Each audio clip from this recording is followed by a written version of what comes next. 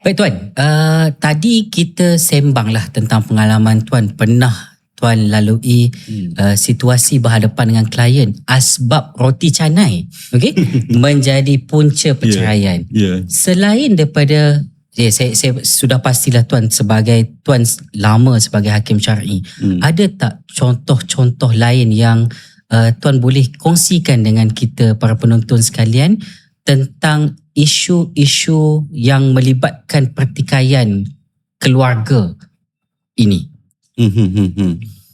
Isu-isu yang seperti yang doktor tanyakan tu, sebenarnya kalau di mahkamah ni memang terlalu banyak sebenarnya. Kalau kita nak singkap balik kan, memang terlalu banyak. Kadang sampai satu ketika tu kita berfikir, kita sampai apa nama istilahnya tu, tidak terfikir pun isu itu menjadi satu asbab untuk perceraian. Tak terjangkau pun kan, tak terjangkau.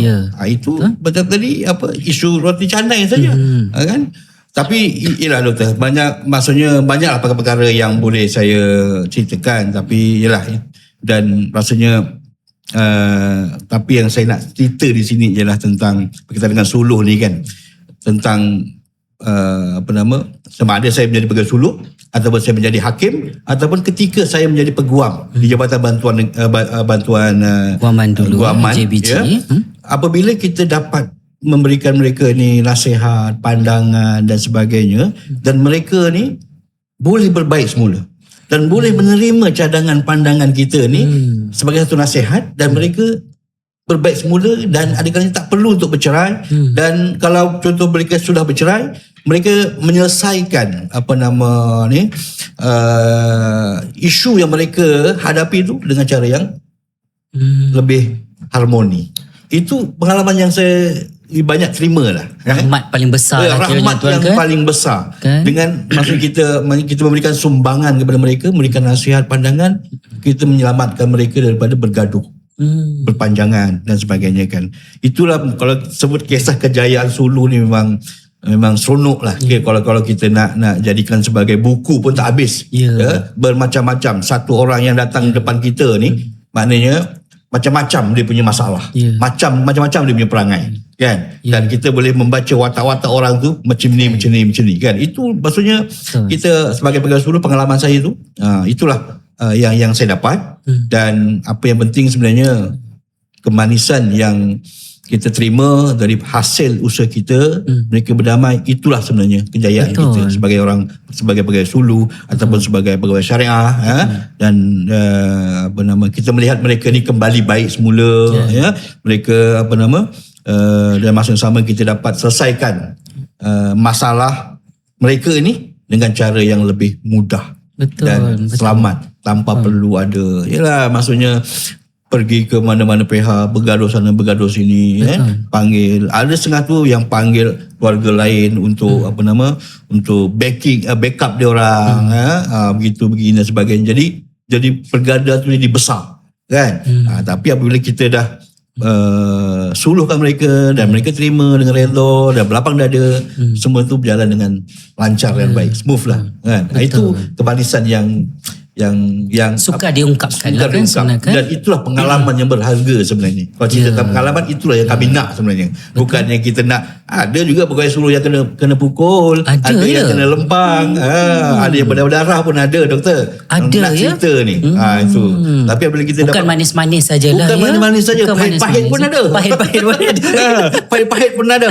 Tapi pahit tu nisbah 1 daripada 10 lah. Dan semua itu saya yakin dia pedoman kita. Betul. Kan? Itu semua itu pengalaman lumrah kan. Betul. Ramai orang, maknanya ramailah ragam. Jadi maknanya kita dapat klien yang boleh memahami kita dan boleh menerima nasihat kita, itu syukur sudah kan.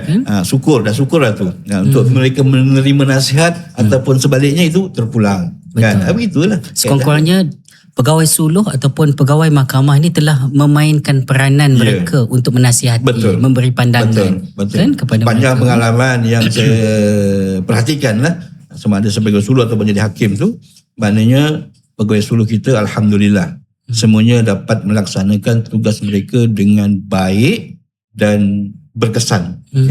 Dan kalau kita tengok statistik doktor, statistik boleh dikatakan 60% kalau saya tak keterlaluan katalah, nak kata 80% macam pelik pula kan. Kira 60% hingga ke 80% memang datang ke suluh berjaya. Maksud statistik Ya. berjaya itu tinggi lah. Ya, berjaya itu tinggi. Memang betul. Maksudnya implikasi yang mungkin kita boleh baca, boleh lihat pada apa yang berlaku daripada statistik itu, masyarakat kita ni mahukan selesai secara baik ini. Betul. Dan ia memang betul-betul capai lah. Itu saya kata tadi, doktor. Itulah fitrahnya sebenarnya. Itu fitrah kita manusia. Kita nak yang terbaik. Kan? Bukannya Betul. kita tak adalah manusia yang nakkan sesuatu yang buruk. Semua nakkan mudah, selesai cepat, ya, tidak meninggikan kepala. Itu kan fitrah kita. Itu fitrah Satu benda itu dapat dihandle dengan baik, kan? Betul, Gitu. kan? Kalau jenis yang kalau boleh sampai mati pun aku nak supaya kes ni tak selesai, dan aku nak susahkan dia sampai mati. Itu bukannya manusia kan. Itu sebaliknya lah. Mungkin ada, tapi segelintir kecil lah kot ada. kan. Kita pernah jumpa, doktor. Itu saya katakan tadi. Satu daripada 10 tu pahit. Kan, Tapi 9 daripada 10 tu manis. Manis semua. saja kan.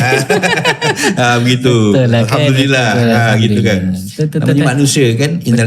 Innal insan la yakhlu anil khata'i wal nisyan. Betul. Semuanya salah. Kita ni cuma ada bila diberikan panduan, InsyaAllah semuanya akan berjalan dengan baik. Betul. Tuan bercakap sebab Tuan adalah pegawai ataupun desk officer yang menguruskan pengurusan seksyen suluh di JKSM di HQ kita, ibu pejabat kita kan. Tentang bila kita bersembang ataupun bercakap tentang masa depan suluh ni kan, boleh saya tahu apakah hala tuju utama JKSM di peringkat persekutuan bagi memperkasakan institusi ini? Oh, ni dah bincang dah hala tuju Kita pergi kepada lebih tinggi lagi ni. Tadi kita ringan-ringan dulu, sekarang kita nak pergi lebih betul, berat bagus sikit tadi. Mudah-mudahan apa yang saya sampaikan nanti memberi manfaat kepada yang lain jugalah ya. Apa perancangan kita dan sebagainya. Jadi sebenarnya hala tuju JKSM ni besar ya. Kita nak istilahnya menjadikan suluh ni menjadikan suluh ni sebagai satu tempat rujukan masyarakat ya. Dan macam saya katakan tadi, satu ketika saya nak kita mahu menjadi budaya. Apabila masyarakat ni ada masalah, pihak-pihak ada masalah, ucapan mereka, pergilah ke mahkamah. Pergilah mahkamah. Tapi bukan untuk bicara, doktor, tapi untuk perbincangan. Itu yang kita nak sebenarnya. Okey, jumpa suluh. Sampai satu ketika begitu, kita nak satu tahap pemikiran budaya kita ke arah itu. Ya. Jadi berbalik kepada apa yang doktor tanya tadi lah berkaitan dengan apakah hala tuju dan sebagainya. Dan sekarang ni kita telah cuba, doktor, untuk memperkasakan suluh tu sebagai kaedah penyelesaian yang utama. Ya. Jadi untuk menjadikan ini sebagai kaedah penyelesaian yang utama, maka perlu ada rancangan-rancangan ataupun program-program yang perlu dibuat. Okay, jadi berdasarkan kepada untuk masa terdekat lah ya, maksudnya mungkin dari dulu mungkin dah dibincangkan ataupun telah dibahas perkara ini. Cumanya apa yang saya nampak ya, setahun dua ni, dan alhamdulillah ya, setelah saya berada di seksyen tersebut ya, perkara tersebut telah di-highlightkan semula untuk dilaksanakan ataupun untuk dijadikan betul-betul sebagai suluh ni sebagai satu budaya kita ya. Jadi antara perkara yang untuk dilaksanakan dalam masa yang mungkin masa terdekat ataupun setahun 2 tahun mengikut plan strategik yang telah kita bentangkan, kita bina dan sebagainya ya. Pertama yang kita akan laksanakan di sini ialah untuk mengadakan satu program rakan suluh komuniti. Rakan suluh komuniti ni maknanya apa? Kita akan melibatkan semua komuniti masyarakat. Ya, kalau kita di jabatan kerajaan, kita akan libatkan kaki tangan tersebut menjadi rakan suluh. Kan? Seandainya ada di kalangan sahabat-sahabat mereka yang ada masalah, mereka boleh memberikan nasihat, berikan pandangan, berikan apa dan sebagainya lah kepada rakan mereka ni. Rakan suluh komuniti ya maksud tuan ni? Okey. Rakan suluh komuniti. Okey. Kalau itu tadi saya kata di peringkat federal ataupun di agensi kerajaan. Dan kita masa yang sama kita akan turun ke bawah tu.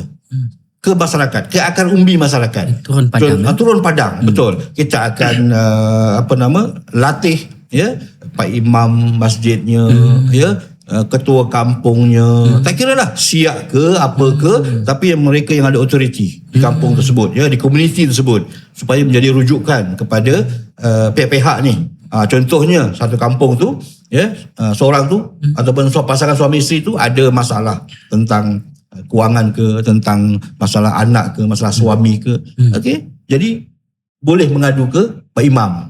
Pak Imam. Jadi Pak Imam ni lah yang akan memberikan pandangan, panduan, ya, nasihat sebagainya, ya. Macam kes dulu-dulu lah ceritanya, tahun 70-an 80-an dulu kan. Ada masalah, pergi jumpa Pak Imam. Pergi jumpa ke ketua kampung. Ya, betul doktor. Begitulah. Nak bawa semula. Ya, kita nak hidupkan semula tradisi itu. Tradisi itu sangat baik. Dan masa yang sama bukan kita suruh mereka bekerja begitu saja, tapi kita akan bagi mereka ini bengkel ataupun mereka kursus, ya. Kita berikan mereka ni skill bagaimana untuk berkomunikasi, dan seandainya mereka ni berjaya berjaya untuk menyelesaikan masalah, endingnya ke mana perginya? Okey, mungkin mereka tarik balik kes ke, ataupun mereka berdamai ke, ataupun nak teruskan juga. Okey, pergi ke mana? Mungkin pergi ke jumpa dengan pegawai suluh daerah setempat, ya, untuk meneruskan, ya. Begitu, itu kita linkkan semua benda itu kepada pihak yang berautoriti, yang dari kalangan pihak-pihak yang berbarah di kalangan komuniti bawahan kita, ya. Begitulah. Kemudian maksudnya tuan, kalau tuan sebut tadi pasal RSK ni kan, tadi Rakan Suluh Komuniti ni, di peringkat Mahkamah Syariah kita ada pegawai suluh yang mengendalikan rundingan secara profesional. Tetapi JKSM tengah mengorak langkah untuk bawa pendekatan suluh ini untuk diaplikasikan oleh ketua-ketua komuniti di bawah sana, dan mereka akan bawa di bawah projek Rakan Suluh Komuniti ni. Itulah gambarannya yang kita akan libatkan semua masyarakat supaya cakna dengan makna suluh tu, kan. Kita nakkan perdamaian, perbincangan dengan cara yang baik. Okey, satu perkara doktor, RSK. Yang keduanya, kita telah juga menubuhkan satu istilahnya suluh center, ya. Suluh center yang di mana kalau di JKSM ataupun suluh di JKSM ni kita menyelaras sajalah, ya. Dan kita sekarang ni projek ni kita serahkan kepada pihak Mahkamah Syariah Wilayah Persekutuan untuk kendalikan sebagai satu pilot projek kita lah untuk dilaksanakan. Dan masa yang sama juga sebenarnya ada negeri-negeri lain juga yang telah melaksanakan, ya. Cumanya di bawah federal ini kita melihat Mahkamah Syariah Persekutuan ini yang mengorak langkah terlebih dahulu dari sudut dia punya modulnya, dari sudut pelaksanaannya, dari sudut gerak kerjanya, ya, semua kita akan pantau dan kita akan lihat. Dan saya difahamkan, ya, memang perkara ini telah berjalan dan akan dirasmikan. Yang bagus itu akan dirasmikan sendiri oleh YBM kita, yang berhormat Menteri Hal Agama kita, berkaitan dengan Rakan Suluh Center ni. Tak lama lagi, mungkin tak silap saya pada 27 bulan 7 ya, untuk dirasmikan. Dan itulah di antara inovasi-inovasi yang kita nampak, daripada tahun 2000 sampai sekarang, apa benda yang kita boleh laksanakan dan sebagainya lah. Okay. Maksudnya kita JKSM selain daripada projek RSK-nya, dia ada juga projek untuk suluh center ataupun penubuhan pusat suluh, ya tuan, ya. Bercakap mengenai pusat suluh ni tuan, boleh tuan olah ataupun terangkan lebih lanjut apa pendekatan yang nak dibawa, apa idea ataupun gagasan di bawah pusat suluh ni tuan? Okay. Ya? Sebenarnya suluh center ni, pusat suluh lah, ya, dalam bahasa kita pusat suluh lah, ataupun suluh center, ya. Gagasan yang kita nak canangkan kepada masyarakat ni ialah supaya semua isu, semua masalah pergilah ke pusat center ni, pusat suluh center ni, ya. Di mana di situ semua ada hebat nasihat untuk isu-isu berkaitan dengan jawatankuasa pendamai, hakam, perbalahan tuntutan nafkah, semua ada di situ. Ya, nanti pihak suluh center akan memberikan panduan, bagaimana sebagainya. Mungkin melibatkan orang yang diperintahkan oleh mahkamah, contoh, untuk mendapatkan jawatankuasa pendamai, maka pihak bahagian konten nasihat contoh konten nasihat contoh konten nasihat akan memberikan pandangan cik kena sediakan begini ahli waris yang begini dan sebagainya ya. Mereka memudahkan semua urusan yang berkaitan dengan hal ehwal agama hal ehwal keluarga untuk semua masyarakat ini. Maksudnya mengembangkan fungsi asal suluh yang sedia ada ni kita laksanakan majlis suluh sahaja tetapi proses-proses lain untuk proses hakam, proses pengurusan jawatan kuasa pendamai ni akan diuruskan oleh pusat suluh yang akan dibangunkan ini. Betul. Itu secara ringkasnya Doktor. Dan mungkin nanti selepas ini kita akan boleh bincang secara detail berkaitan dengan suluh center itu sendiri. Pelaksanaannya bagaimana sebagainya. Cumanya tadi yang Doktor tanya tentang hal 7 kan. Itu baru satu saya sebut tadi itu. Baru satu menyelaras, menyeragam. Maksudnya pemerkasaan kan suluh sebagai kaedah penyelesaian utama. Kita nak buat RSK dan juga kita akan buat suluh center. Dan masa yang sama juga sebenarnya kita ada untuk memperluaskan skop suluh itu sendiri. Di mana sekarang berdasarkan kepada arahan amalan yang ada pada kita kita hanya ada 18 kes saja yang boleh disuluhkan kan. Tetapi sekarang ini kita akan cuba mengkaji beberapa, kalau boleh semua kes yang ada dekat masyarakat orang Islam ni kita nak suluhkan semua. Kita nak buat penambahan semua kes-kes yang boleh untuk disuluhkan. Termasuk Doktor, kalau tak keterlaluan saya katakanlah jenayah pun kita nak suluhkan. Wah, menarik tu. Maksudnya tapi kita nanti mungkin ada ruang dan masa yang lain kita boleh bincangkanlah. Kita sembang. Kita sembang dulu. Dan itu semua kita tengah buat kajian semua untuk suluh jenayah ni untuk kita cuba perkenalkan kepada masyarakat. Dan itulah. Dan masa yang sama juga untuk untuk hala 7 ni, dia kalau hala 7 maksudnya menunjukkan kepada pemerkasaan. Maksudnya kita nak buat satu benda tu lebih jauh lagi, lebih besar kan, sebagainya kan. Jadi perkara asas utama ialah sumber tenaganya. Jadi kita sekarang ni memanglah kita memikirkan bagaimana kita nak meningkatkan kompetensi pegawai suluh kita ni. Jadi mana kita kena buat latihan secara berkala secara berterusan. Masa yang sama juga kita hantar pegawai-pegawai kita ke luar negara berkursus di Oman ataupun di Saudi ke ataupun di mana-mana mungkin kita mungkin masih ada peluang lagi untuk pergi berkursus ke luar negara dan sebagainya. Itu semua adalah untuk meningkatkan kompetensi mereka. Maksudnya Tuan, bukan hanya JKSM melihat kepada pembangunan modul ataupun inovasi baharu tetapi tidak dikesampingkan juga kompetensi pegawai, latihan juga diambil sumber tenaga ni penting sebenarnya Doktor. Kalau kita ada wawasan besar kan, ada wawasan besar tetapi kita tak ada penggerak, bagaimana untuk wawasan itu berjalan. Jadi maknanya keupayaan pegawai suluh kita ni perlu ditingkatkan. Boleh melihat masa hadapan bagaimana situasi suluh ni akan datang. Jangan kita berada di takut yang lama. Di takut yang lama itu adalah basic kita memperkenalkan suluh. Tapi generasi sekarang ni lah yang perlu kita garap supaya mereka boleh memikirkan akan datang suluh jadi apa. Kan? Kita nampak suluh di JKSM tu hanya section suluh saja. Satu ketika kita nak buat jabatan besarkan lagi fungsi gitu. dan peranan. Itu target saya. Apa yang saya impikan lah. Kalau tak jabatan pun jadi bahagian pun cukup lah kan. Begitu. Supaya idea kecil tanpa cita-cita tak akan terlaksana Tuan. Jadi tak rugi untuk kita bercita-cita tinggi. Orang kata pepatah Cina nak jalan 1000 tapak bermula dengan langkah yang pertama kan. Begitu. Betul. Itu jadi mana, dan ini pun saya rasa inilah hasrat pihak pimpinan kita ataupun ketua-ketua kita, ketua pengarah kita, ketua pendaftar kita, pengarah kita, nakkan benda yang sebenarnya yang kita fikirkan ni sebenarnya. Supaya inilah aset ataupun inilah produk JKSM. Begitu. Sangat menariklah apa yang Tuan kongsikan bersama-sama kita, dan saya Sebenarnya ada soalan yang saya nak tanya Tuan. Saya ingin tanya tentang sahabat tadi Tuan kata penubuhan pusat suluh itu akan merangkumi fungsi majlis suluh, fungsi hakam, fungsi JKP, tetapi saya yakin dan percaya ramai penonton ataupun pendengar di luar dia orang tak tahu apa tu hakam, apa itu JKP, apa itu majlis suluh tu sendiri kan.